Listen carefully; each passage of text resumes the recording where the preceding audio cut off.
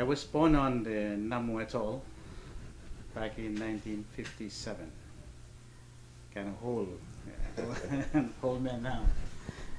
Well, life in the Highlands is different from here on Ibai. In those days,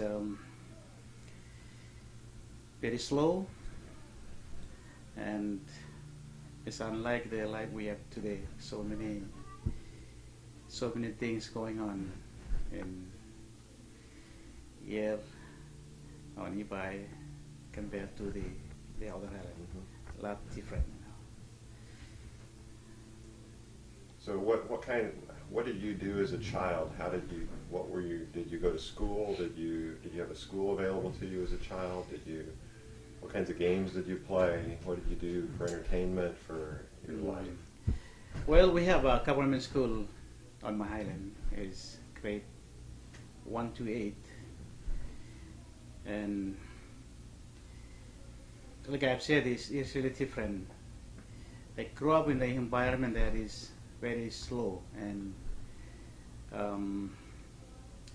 did not know anything about Adventist during the time, back in those days. I go to school like once in every 2 weeks, because our school there is not like every day like what we have today.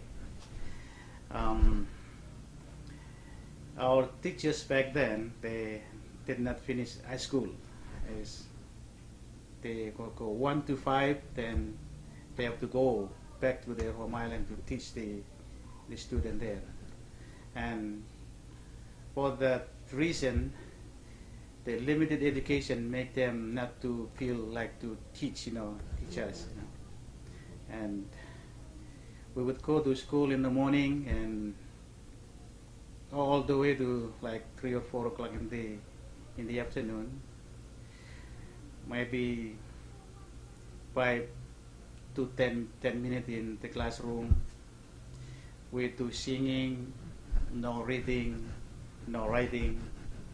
Just tell the story about our ancestor like this. And we did not really study what like mathematics, social study. There was nothing like that during those days.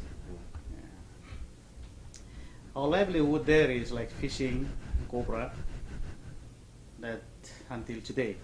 When I was in like 6th grade, I moved from my Highland to Majuro to that then better school there, because we were told that in Majuro, the district center, there are better school that we can learn more on that. And my father just sent me there, and this plan was for me to go and attend the Catholic school, because in those days the Catholic school is the one that is people like everyone should go and learn like English, because that was the only school that the missionary will come from the state and teach people about like speaking in English. So I moved from there in 1972 from Namu, hopefully to go and attend that the school in Majuro. But on my arrival there, I always discovered that I came late. The enrollment was already done, and there was no room for me. And so I have to attend another government school there in Majuro, which is not different from the one that I have in my home island. Well, since there was no more room for me in the Catholic school, I attend the government school on and off. Finally, there was a Seventh-day Adventist missionary that was sent from the state back in 1972, and so happened that I met him one afternoon. I was in the store, and he came with a bunch of application, was looking for students to enroll. And somehow the application they fell from his hand and they were scattered on the floor all around. So I happened to help him gather them all. Finally, he said, "Who are you? What's your name? And how are you going to school?"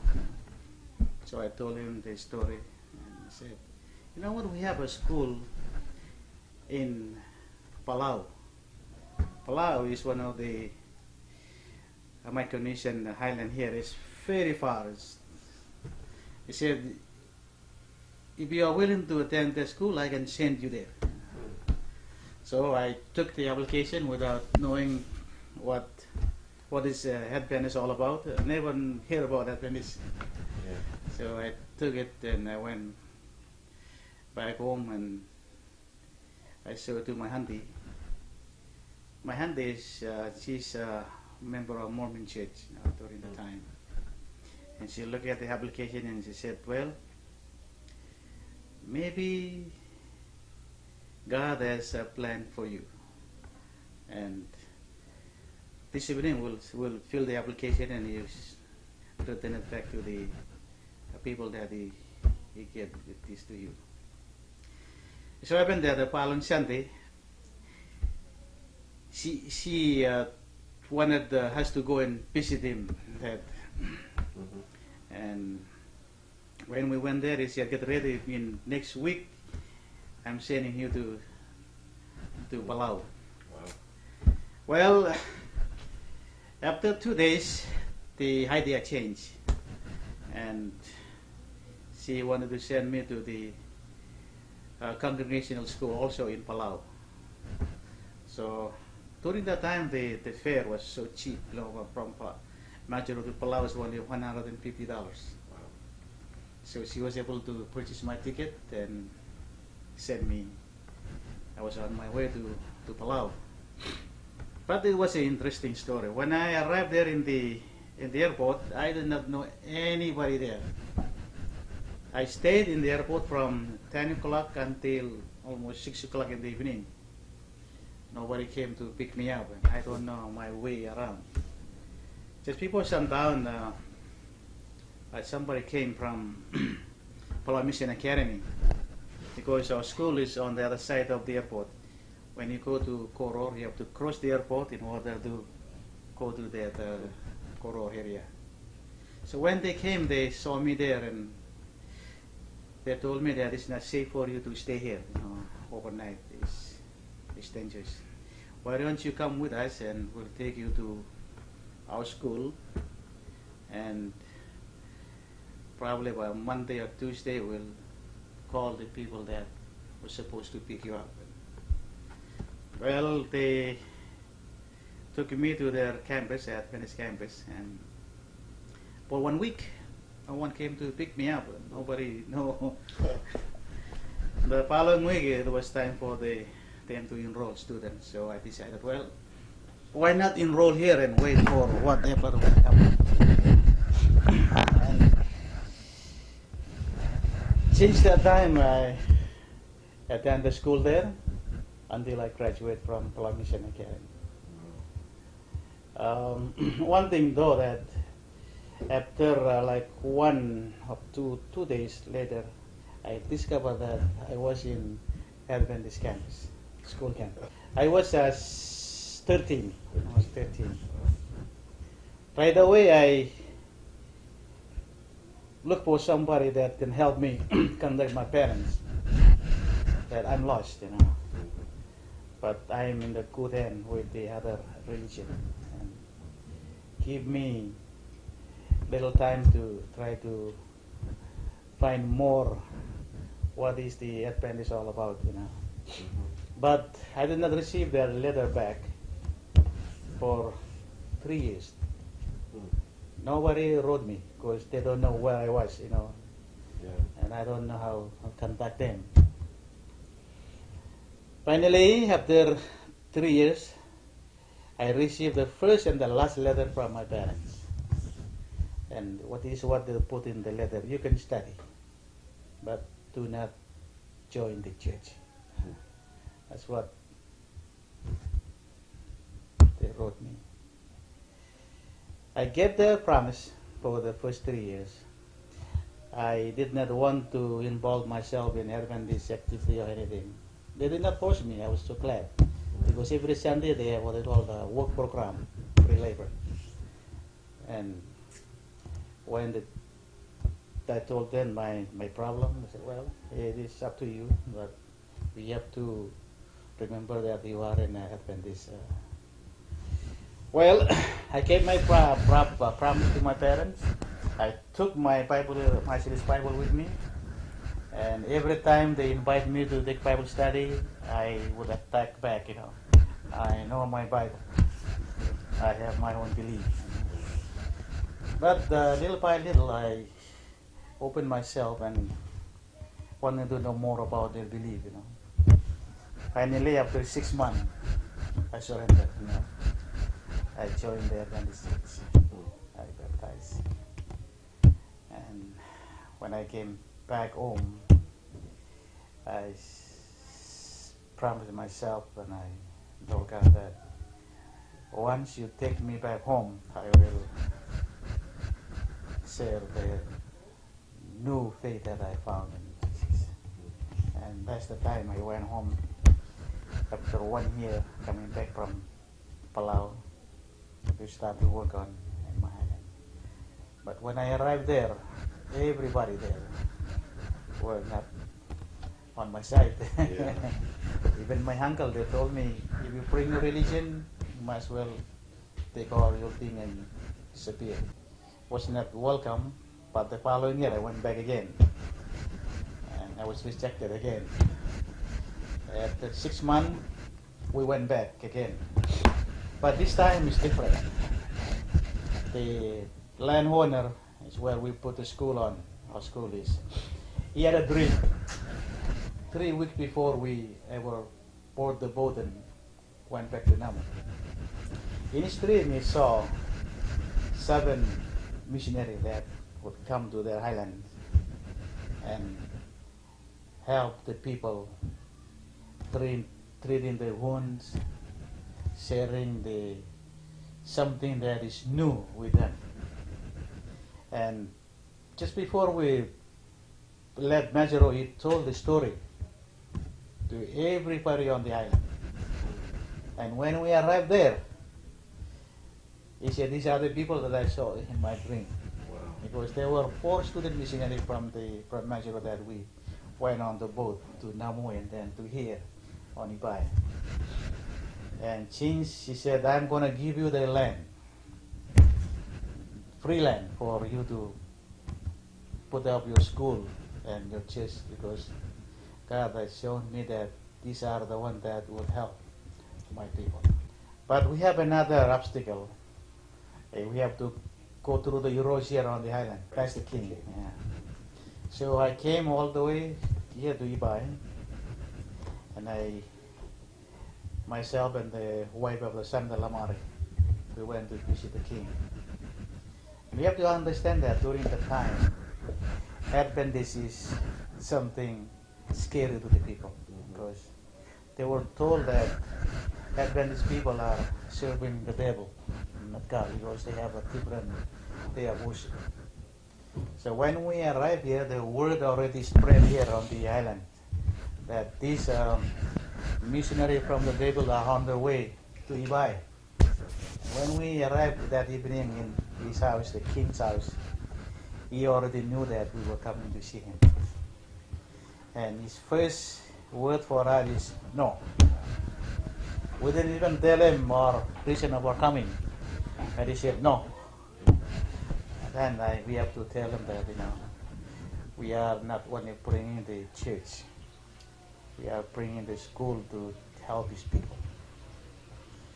And finally, he sat down and he wrote a letter to the people on Namu that once these people would arrive on that island, everybody has to help them chop down the coconut, clear the area, help them build the church and the school, because these are the good people.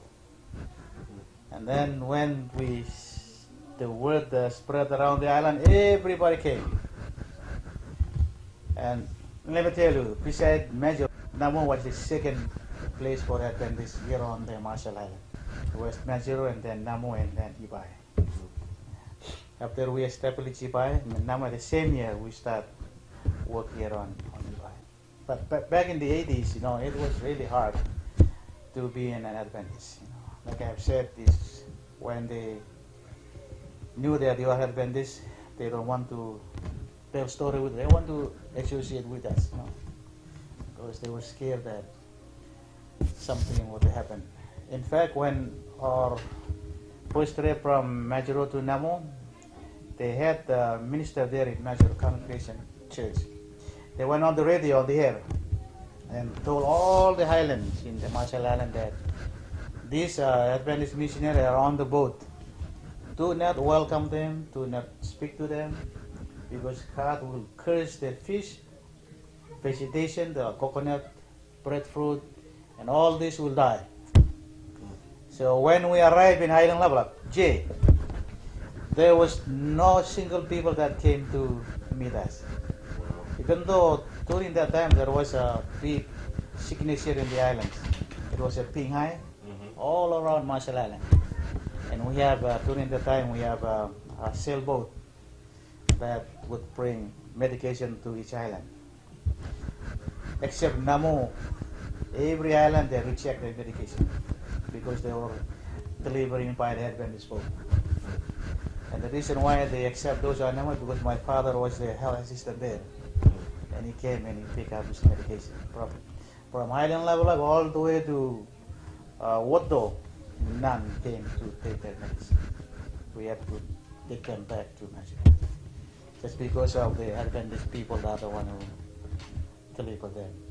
Because during that time we took over the health services here in the Marshall Island for 1 or 2 years. And the door was closed during that time. But today, when we start our school on Namu and in here on Iba in Majuro, people could see that whatever other people told them, it wasn't true. They can see the Adventists are committed to help their people. They have something that they would share with other people that other denominations don't have. The difference is that people can see what Advent is all about, and when they see them helping people, bringing school, teach them what they have heard before is different than what they can see now. They will spend their time, they care about them, and what they preach, they live for that. They preach and they exercise what they preach. Since 1980, when you go to the government offices or graduate, all those are in the office today. And even the government, they realize that our product is what they really need. You go from the big store, you go to the government offices, you can see the Adventists out there. We teach more on the Bible. There is no other churches on this, like in the Marshall Island, from the 80s on down till today. They teach about the truth from the Bible. And it's one thing that really make people wanting to attend our school more and more.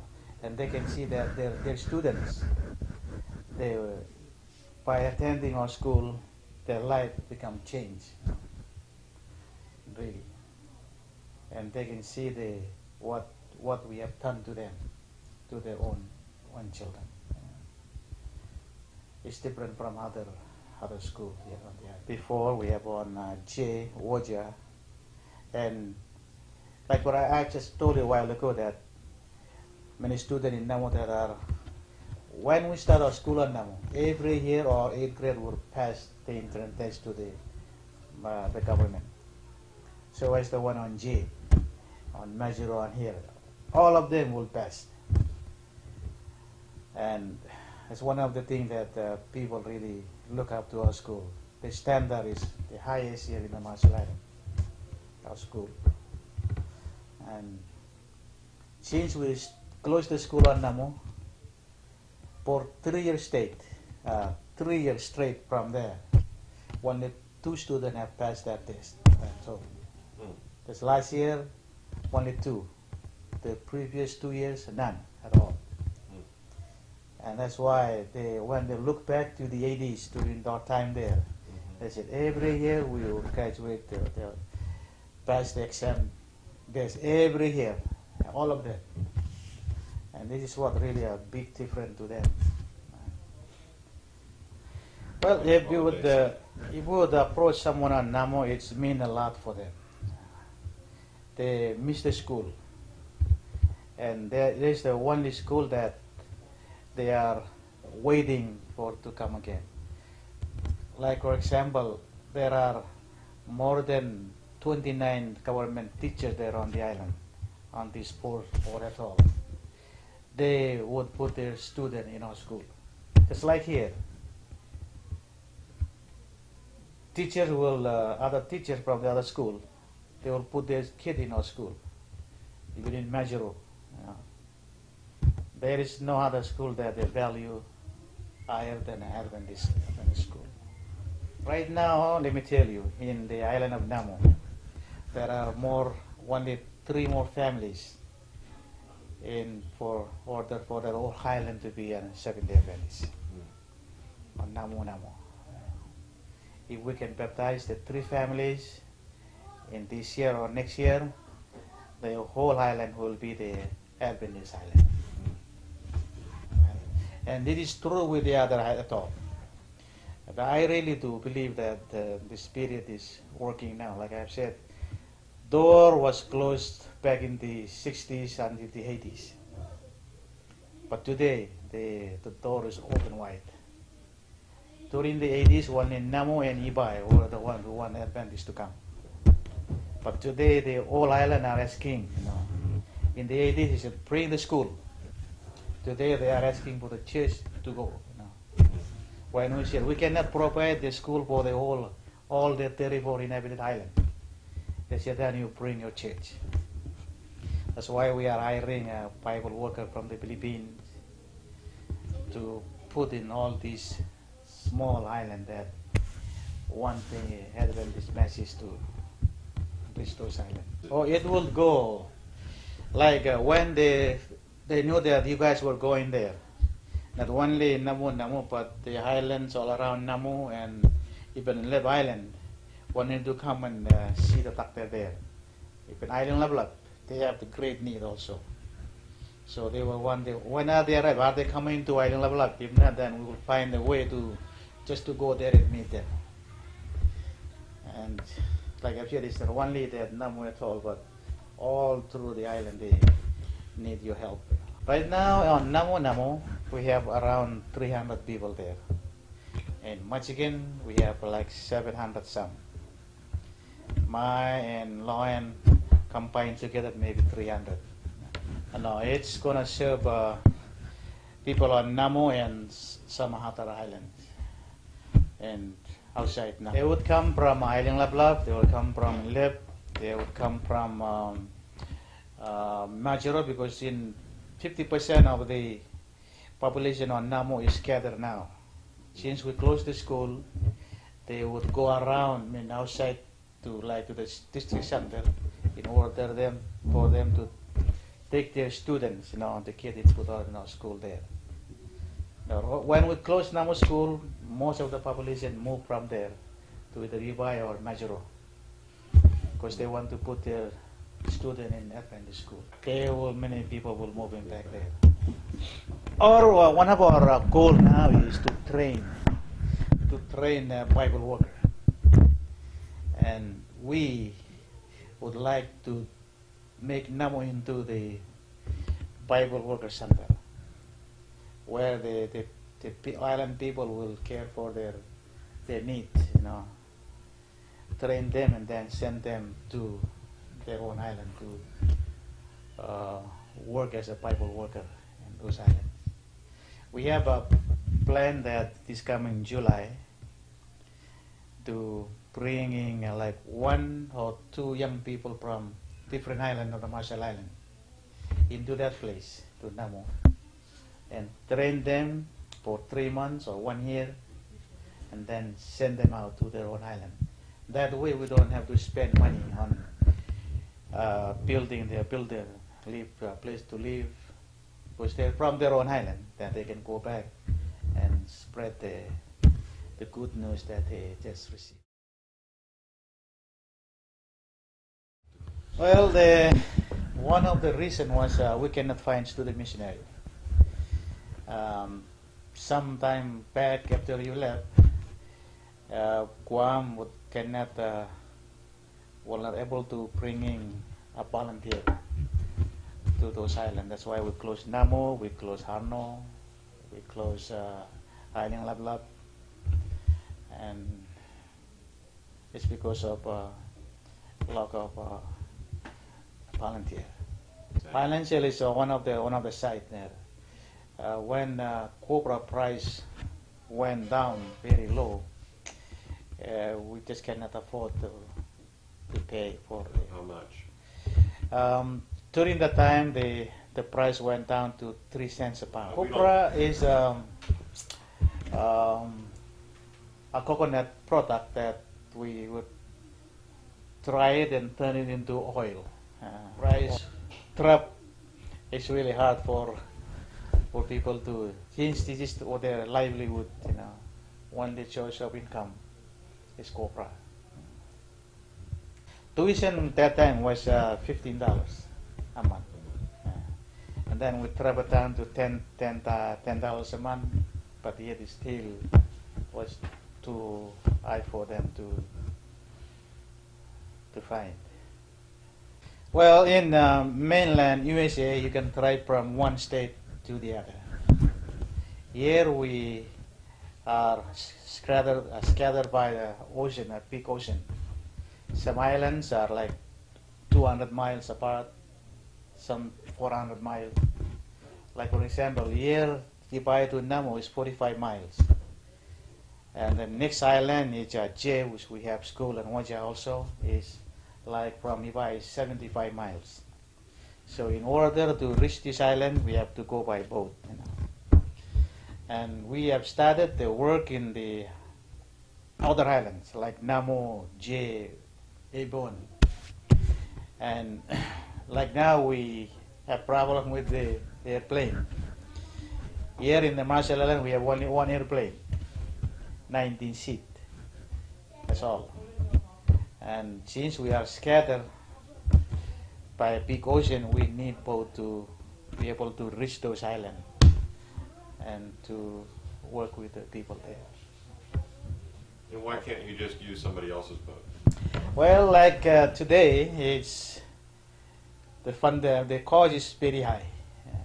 The church cannot afford, our church here cannot afford. Like, for example, you go to Namus, 145 miles, you have to pay $4,000 to $5,000 one way to go there.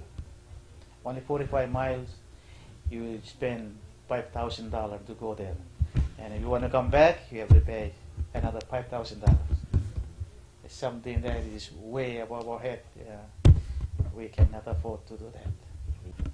From my own observation, I believe, and I know you also believe, that Jesus will not come until we reach those people there, spread the gospel. But how can we go there? That is our main problem. Like I've said a while ago, the door is open now. It was closed back in the 70s, 80s. But now God is opening the door wide. And I wouldn't know when it's going to close again. I don't know. But what I know is we have a message to take to those places, to those people.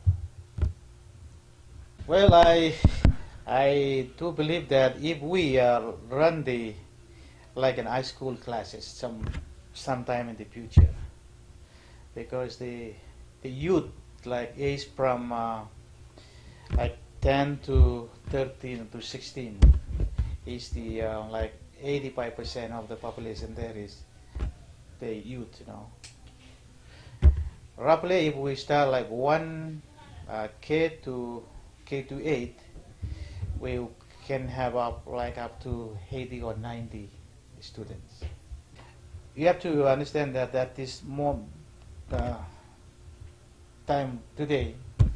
There are so many like 30 to 40 that students that have gone to Jaluj, to Majuro, to Ibai, that they have come up to some that missing 3 to 4 weeks for them to graduate.